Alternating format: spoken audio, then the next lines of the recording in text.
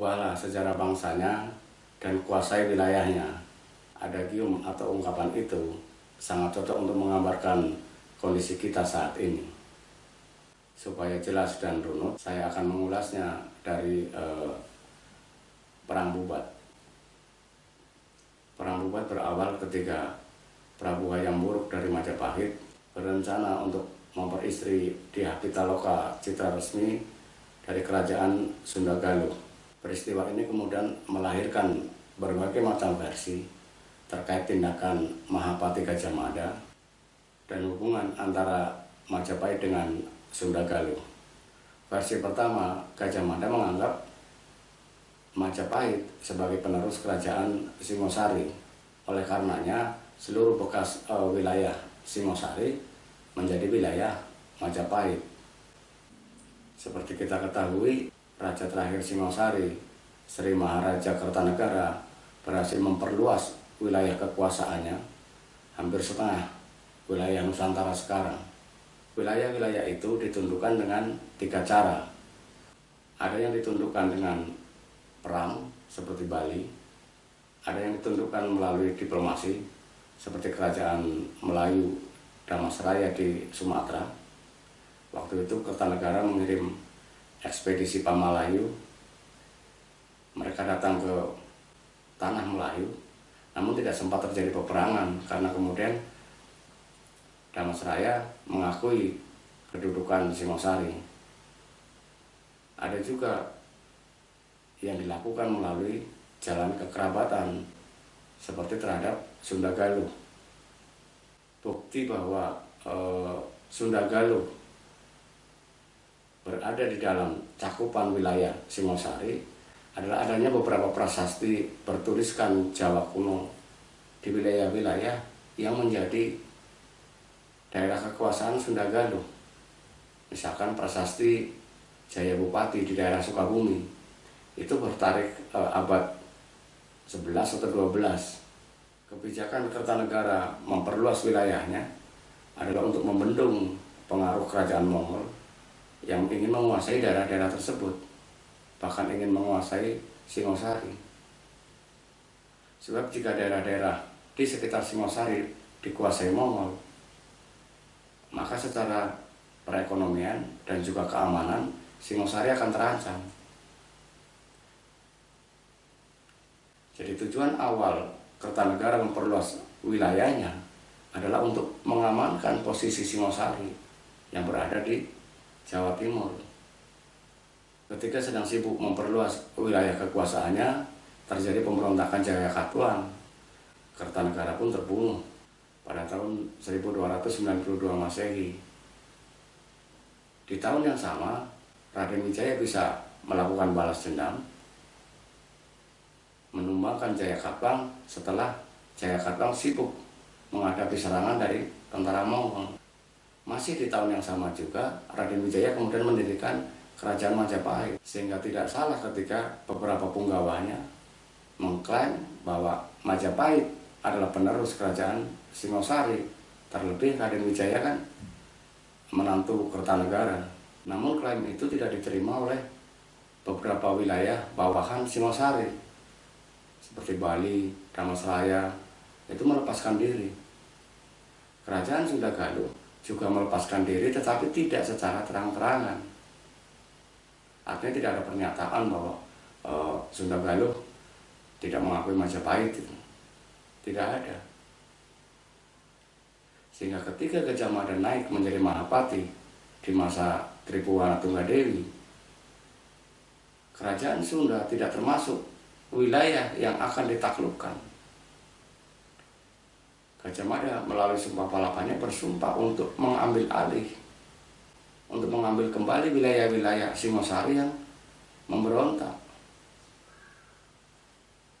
yang tidak mengakui Majapahit. Namun sejarah mencatat wilayah yang ditaklukkan oleh Gajah Mada lebih luas dari wilayah Singosari. Persoalan kemudian timbul ketika Hayam Wuruk ingin menikahi Dyah Pitaloka. Gajah Mada tetap menganggap bahwa kerajaan Sunda Galuh adalah bawahan dari Majapahit, sehingga wajib untuk mengantarkan Dyah Pitaloka ke Majapahit. Sebab jika Majapahit memposisikan kerajaan Sunda Galuh secara setara, artinya Sumpah Palapa Gajah Mada tidak terwujud. Karena ada daerah lain yang belum dikuasai. Sementara Sumpah Palapanya itu kan menguasai seluruh wilayah Nusantara, bahkan sampai ke Haru, Siam, Tumasik. Itu versi pertama. Artinya ada salah persepsi di kalangan punggawa kerajaan Majapahit termasuk Gajah Mada yang menganggap bahwa kerajaan Sunda Galuh masih berada di bawah kekuasaannya. Versi kedua, kerajaan Sunda Galuh menghormati Majapahit sebagai penerus Singosari, tapi bukan berarti menempatkan Sunda Galuh sebagai bawahan. Ketika Prabu Maharaja Linggabuana mau mengantarkan Dyah Pitaloka, putrinya, ke Majapahit, itu adalah bentuk penghormatan. Karena ini kan tidak lazim pengantin perempuan yang diantar ke tempat laki-laki. Tidak lazim secara adat Jawa maupun adat Sunda. Tetapi Prabu Linggabuana mau melakukan itu karena untuk menjaga hubungan baik, tidak ingin terjadi konfrontasi dan lain sebagainya. Dia tahu ada pihak-pihak di Majapahit yang menganggap Sunda Galuh sebagai bawahan. Maka jalan tengahnya adalah Linggabuana mengantarkan putrinya ke Majapahit, sampai ke wilayah Majapahit, sampai di Desa Bubat dan minta dijemput. Karena kan Dyah Pitaloka bukan upeti, sehingga layak untuk dilakukan penjemputan oleh pengantin laki-laki. Dengan demikian posisi akan setara. Linggabuana mengantarkan sampai ke Desa Bubat, kemudian di Desa Bubat Dyah Pitaloka dijemput oleh Hayam Wuruk sampai ke istana. Gajah Mada kemudian mendengar itu dan tidak terima, seperti disinggung di atas. Karena jika itu dilakukan maka akan menggugurkan Sumpah Palapanya. Gajah Mada pun berangkat ke Desa Bubat, tempat peristirahatan Prabu Linggabuana dan pasukannya. Terjadi perselisihan hingga kemudian terjadilah Perang Bubat pada tahun 1357 Masehi. Peperangan yang sangat tidak seimbang, karena kan Prabu Linggabuana datang ke Majapahit untuk mengantar pengantin, jadi pengawalnya ya sekedarnya. Sementara Gajah Mada dengan kekuatan penuh, pasukan Bayangkaranya. Dalam sekejap Prabu Linggabuana dan seluruh pasukannya tewas. Sementara Dyah Pitaloka bunuh diri bersama dayang-dayangnya. Setelah Prabu Linggabuana gugur, kedudukannya digantikan oleh pamannya Prabu Bunisora Suradipati. Karena waktu itu putra mahkotanya Niskala Wastukencana masih berusia 9 tahun. Nah, setelah Niskala Wastukencana cukup dewasa dan dinobatkan sebagai Raja Sunda Galuh, beliau mengeluarkan titah, mengeluarkan larangan pernikahan antara perempuan Sunda dengan laki-laki Majapahit. Jadi Prabu Niskala Wastukencana ini melarang adanya pernikahan antara perempuan Sunda dengan pengantin laki-laki dari Majapahit untuk menghormati ayahnya dan juga kakaknya Dyah Pitaloka.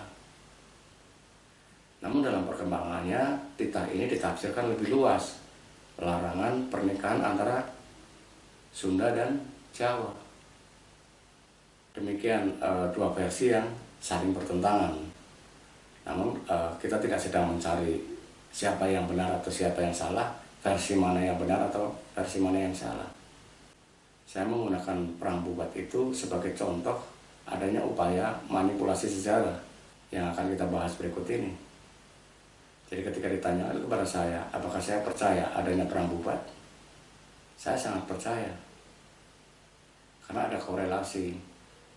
Ketika terjadi Perang Bubat tahun 1357 yang menewaskan Prabu Linggabuana, di tahun itu kemudian terjadi pergantian raja dari Linggabuana ke unisora.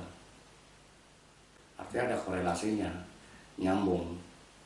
Saya menolak anggapan bahwa Perang Bubat itu hanya cerita khayalan atau fiksi yang diciptakan oleh pihak Belanda untuk mengadu domba. Hanya saja oleh Belanda, cerita ini kemudian diambil. Jadi Belanda mempelajari sejarah kerajaan-kerajaan di Nusantara, khususnya di Jawa waktu itu untuk masuk. Nah, mereka masuk dengan cara pertama perdagangan kan, melalui Sunda Kelapa yang kemudian diubah menjadi Batavia. Mereka juga mempelajari tek-tek yang ada, salah satunya tentang Perang Bubat tadi itu. Nah, ini dimanfaatkan oleh Belanda, dihembuskan sedemikian rupa ketika Sultan Agung dari Kerajaan Mataram itu menyerbu ke Batavia. Jadi Belanda yang sudah menguasai Batavia atau Jakarta sekarang ini, itu merasa terancam karena ada kekuatan besar, ada kerajaan besar, yaitu Kerajaan Mataram di sebelah timurnya. Nah, VOC Belanda ini merasa terancam, maka kemudian dihembuskanlah cerita yang tadi Perang Bubat tadi, ditambah-tambahi dengan berbagai versi, sehingga membangkitkan rasa antipati orang-orang Sunda ini. Ketika Sultan Agung menyerang Batavia karena tidak ingin ada orang Barat, orang Belanda di tanah Jawa, itu gagal. 2 kali Sultan Agung menyerang dan selalu gagal. Penyebabnya adalah kekurangan logistik. Karena lumbung-lumbung padi yang sudah disiapkan di daerah Karawang, daerah Bekasi, daerah-daerah di wilayah Sunda ini, di sekitar Jakarta, itu dibakar oleh orang-orang yang tidak dikenal. Bukan oleh pasukan Belanda, karena waktu itu kan Belanda hanya berkuasa di wilayah Batavia, di benteng Batavia. Ketika logistiknya dihabisi, dibakar, maka pasukan Mataram ini, pasukan Sultan Agung, banyak yang mati karena kelaparan, bukan karena perang dengan Belanda. Benteng Belanda itu di Batavia udah nyaris jebol, tapi karena kurangnya logistik, tidak ada makanan, yang melemahkan mental perang kan, banyak yang mati karena kolera, sehingga gubernur Belanda pun, Jan Petersen pun, itu juga mati karena kolera. Meski ada juga versi dia mati dibunuh oleh Terik Sandi dari Mataram ya. Cerita tentang Perang Bubat yang dihembuskan oleh VOC Belanda tadi itu tuh sangat masif, sangat mengena, membangkitkan emosi masyarakat dan sebagainya. Itu bertahan bertahun-tahun, bahkan setelah Indonesia merdeka, bahkan sampai sekarang, sampai tahun 2016 lah terakhir itu tidak ada namanya jalan Gajah Mada di Jawa Barat itu, di daerah Pasundan itu tidak ada. Tidak ada juga jalan Majapahit, jalan Hayam Wuruk, tidak ada. Di Jawa pun, khususnya di bagian timur, tidak ada nama jalan menggunakan Pajajaran, Siliwangi misalnya, tidak ada. Artinya cerita itu, cerita yang dihembuskan oleh Belanda dengan segala kebenciannya karena dimaksudkan untuk mengadu domba, politik divide et impera itu, ya sangat kuat dan mengakar lintas generasi. Nah, pada saat Jawa Barat dipimpin Gubernur Ahmad Heriawan sebelum Ridwan Kamil ini, itu kan ada upaya, tapi dengan Jogja. Jadi di Jogja ada jalan Siliwangi, sebaliknya di Bandung juga ada jalan Majapahit. Inilah salah satu cara untuk menjembatani tadi. Ya, kita berharap bahwa kita semua itu harus memahami di masa itu yang berlaku kan hukum rimba. Kerajaan yang besar, yang kuat menaklukkan yang kecil. Mereka ingin berekspansi, memperluas wilayah kekuasaannya dan sebagainya. Dan itu bukan hanya terjadi di tanah Jawa, di luar pun sama saja. Kerajaan-kerajaan di Cina juga berekspansi, termasuk salah satunya itu tadi ingin menaklukkan Singosari. Kerajaan-kerajaan di Eropa juga sama. Kerajaan-kerajaan Jerman misalkan, ya ingin menaklukkan Austria, Kerajaan Inggris sebaliknya bernafsu menaklukkan kerajaan-kerajaan di daratan Eropa. Ya sama, itu kan masa lalu. Kalau kita bisa memaafkan, melupakan kekejaman Belanda, Jepang, Portugis, Inggris yang pernah menjajah kita, mengapa kita masih juga terbelenggu pada stigma peperangan di masa lalu, perang bubat itu? Kita tidak perlu menggunakan itu untuk dalih apapun, tetapi bahwa kita harus mempelajari sebagai bagian dari sejarah, mengenalinya sebagai bagian dari budaya kita, wajib hukumnya. Tetapi hanya untuk dipelajari dan dikenali, bukan untuk membangkitkan emosi. Sebab jika kita tidak paham dengan budaya kita sendiri, tidak paham dengan sejarah bangsa kita sendiri, itu akan digunakan oleh orang lain untuk mengubahnya dan akhirnya menguasainya. Seperti adagium di awal tadi itu. Mereka masuk, mempelajari sejarah kita, kemudian mengubahnya. Tentu saja tujuan akhirnya yang menguasai. Dengan kita historis, tidak paham dengan sejarah, lalu dibikinlah versi baru, sejarah baru, yang di dalamnya tentu membangkitkan kembali emosi-emosi yang diakibatkan oleh perselisihan nenek moyang kita, dan menjadikan mereka sebagai pahlawannya, sebagai orang-orang yang lebih tinggi derajatnya. Saya memberikan contoh, beberapa waktu lalu ada upaya pengaburan sejarah bahwa tidak ada orang asli Indonesia melalui tes DNA. Jadi mereka menggelar tes DNA dengan peserta itu dari beragam orang, bahkan artis-artis. Nah, kesimpulan mereka, tidak ada orang Indonesia asli, karena DNA-nya dari berbagai macam bangsa. Ada dari Arab, dari Turki, dari Eropa, dari Jepang, dengan bahasa yang lebih gamblang berarti kan tidak ada orang Jawa asli, tidak ada orang Padang asli, tidak ada orang Batak, tidak ada orang Dayak dan sebagainya. Semuanya yang ada adalah orang Indonesia yang DNA-nya sudah campur aduk. Jadi Indonesia tidak pernah dimiliki oleh siapapun. Indonesia ya dimiliki oleh orang-orang yang ada sekarang ini, dari berbagai bangsa, termasuk yang baru pada datang. Tujuannya apa? Itu tadi saya katakan, untuk menguasai. Dengan tidak adanya orang-orang asli ini, maka wilayah Indonesia menjadi wilayah yang terbuka, yang bisa dikuasai oleh siapa saja kan. Mereka yang baru datang kemudian mau jadi presiden misalkan, ya boleh-boleh saja, karena tidak ada penduduk asli di sini.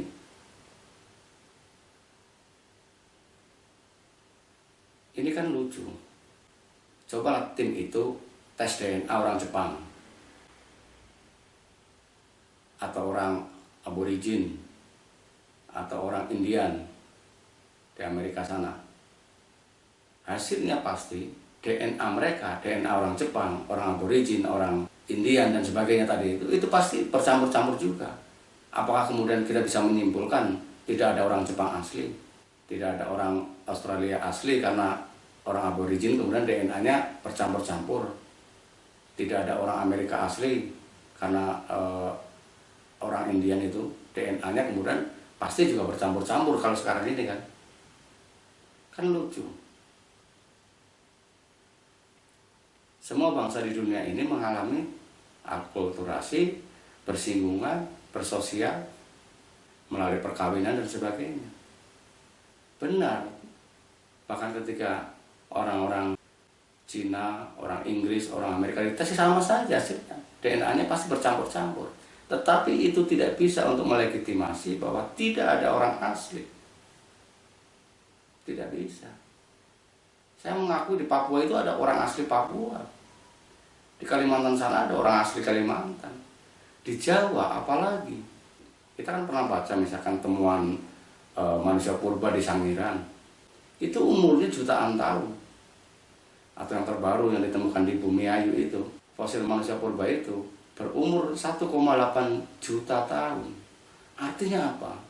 Sejak 1,8 juta tahun yang lalu, di tanah Jawa itu sudah ada manusia. Mereka inilah penduduk aslinya. Ini kan bukti otentik. Tidak bisa kemudian disimpulkan tidak ada orang Jawa asli hanya karena tes DNA dari 1-2 orang yang kemudian diketahui DNA-nya sudah bercampur baur. Mereka ngotot melakukan itu karena ingin itu tadi, bahwa di Indonesia tidak ada orang Indonesia asli, sehingga siapa saja bisa menjadi pemimpin. Kita tidak menghalangi ketika mereka mau menjadi pemimpin, silakan saja. Wong udah jadi warga negara Indonesia.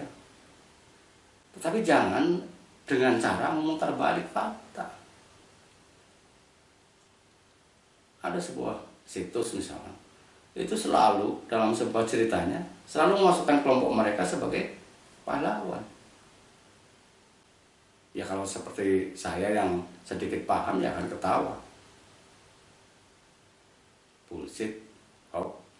Tapi bagaimana yang tidak tahu? Mereka menelan mentah-mentah tulisan-tulisan semacam itu. Dan ini sangat berbahaya. Jadi kembali lagi tadi, kita harus mempelajari sejarah, mengenali budaya kita. Tetapi bukan untuk membangkitkan emosional karena sebab-sebab adanya pertentangan di masa lalu. Bukan. Tapi untuk mengenali jati diri kita. Sehingga tidak mudah diputarbalikkan, tidak mudah diadu domba oleh isu-isu, oleh peristiwa yang telah dimanipulasi sedemikian rupa. Jadi demikian pembahasan tentang Perang Bubat dan hubungannya dengan sejarah keberadaan orang Indonesia asli. Kita perlu waspada, tetapi tidak kemudian berlebihan, mencurigai sana sini tanpa dasar. Tidak, kita hanya perlu waspada.